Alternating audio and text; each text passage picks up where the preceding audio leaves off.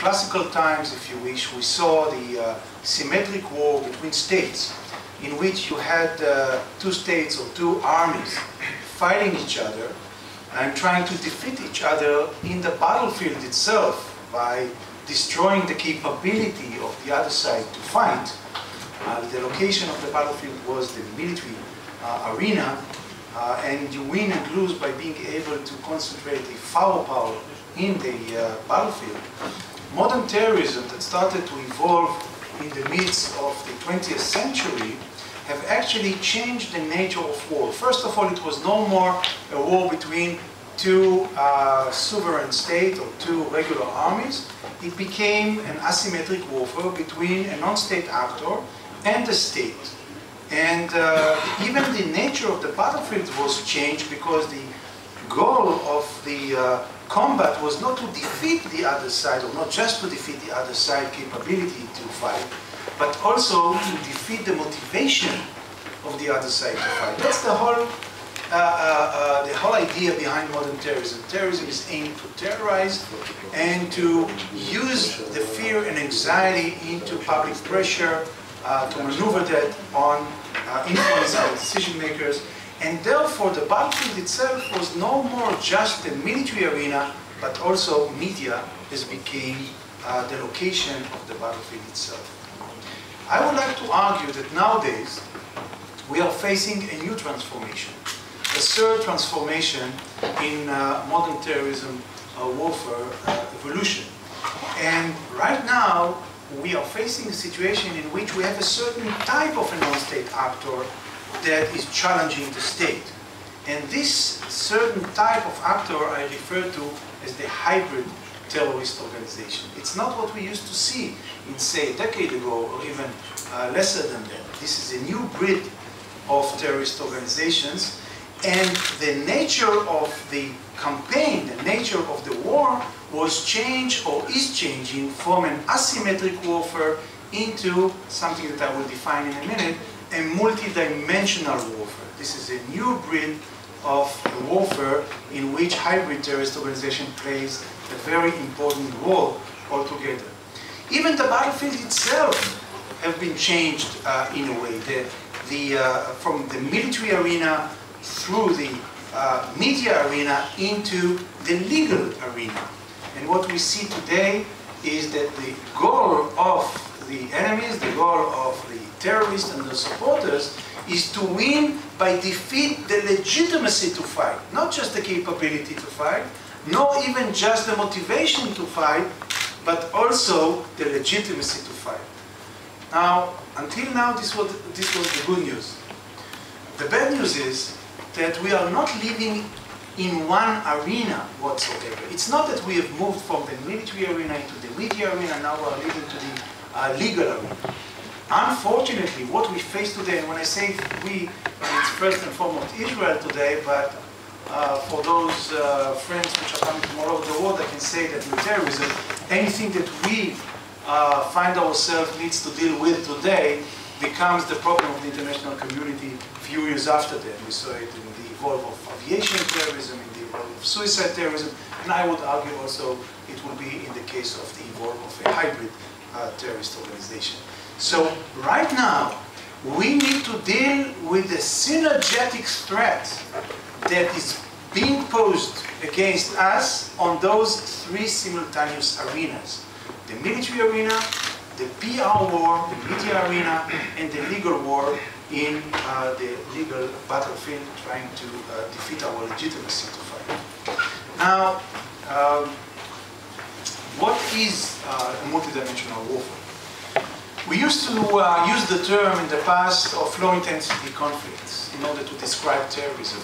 Today, I think most of the scholars would agree that low-intensity conflict cannot describe this phenomenon anymore, since when you talk about mass casualties events, attacks like the 9/11 type of event, or CBRN, chemical, biological, radiological, nuclear terrorism, nobody can speak anymore about low-intensity conflicts or warfare altogether. So, the term which is usually used today is asymmetric warfare, and I would like to argue that even that is a wrong term, because when you say the term asymmetric warfare, the connotation that you would have in your heads, and I would have in my head, is the connotation or the picture of the biblical story of David and Goliath. And you have the state with the resources of the state, with the army that serves the state, and this is the Goliath, which is facing this small shepherd, David, that is trying to defend himself against this monstrous Goliath. But the truth is that although we have a Goliath in this story, and we have the David in the story, this Goliath, the state, is handcuffed in their hands and shackled in their legs. And this Goliath is actually imposing those restrictions of the international humanitarian law on himself and being restricted by the international community. And he needs to fight this lunatic David that doesn't give a damn about those values and actually misuse those values in order to attack this shackled Goliath. That's the challenge. And the challenge is not asymmetric warfare. I would say that the challenge is a reverse asymmetric warfare. And the underdog here is the shackled Goliath. So that's the nature of the phenomenon that we are describing here. And this phenomenon leads us to describe the new battlefield as a multidimensional warfare. Now, the multidimensional warfare is the best, in my view, the best term to explain the nature of the threat, because we are dealing with many dimensions altogether. Terrorism, guerrilla warfare, insurgency. Sometimes we see this dimension pop up in the military arena or the criminal arena, the economic arena or the psychological arena. We see the use of low or cold weapons or high intensity weapons, CBRN. We see also the dynamics within those dimensions, where the same specific terrorist organization might be active sometimes in the criminal arena, and the other times he will be active in the military arena, or even the same person himself can be engaged in those activities. In this multidimensional warfare, we see the new breed of terrorist organizations, and this is the hybrid terrorist organization. The hybrid terrorist organization, as you can see in the diagram, has the known terrorist military arm, which every terrorist organization has, is engaged in terrorist activity, initiating terrorist activity, recruit the people, train them, send them to the missions, and so on and so forth. But the hybrid terrorist organization is more sophisticated organization. It's in many cases a popular organization, has a lot of popular support, and he gained this popular support by developing, first and foremost, a welfare apparatus. It could be a direct welfare apparatus which is part of the organization, or it could be a kind of a front organization like a charity or whatever legal entity that engage with the welfare activity that is being disseminated to the potential constituency of the organization. Later on, many of those organizations are actually developing another arm, which is a legitimate arm, and this is the political arm. So what we actually see is a cycle in which the welfare activity of the organization is sowing the seeds that then being used in order to buy hearts and minds of the public at large, and then the political activity of the political arm of the organization is reaping those seeds, or what came out of those seeds, and through a political activity, political process, election, yes, free and democratic elections, they use this apparatus, democratic apparatus, in order to take over the political establishment. Now what happens after they took over the political establishment?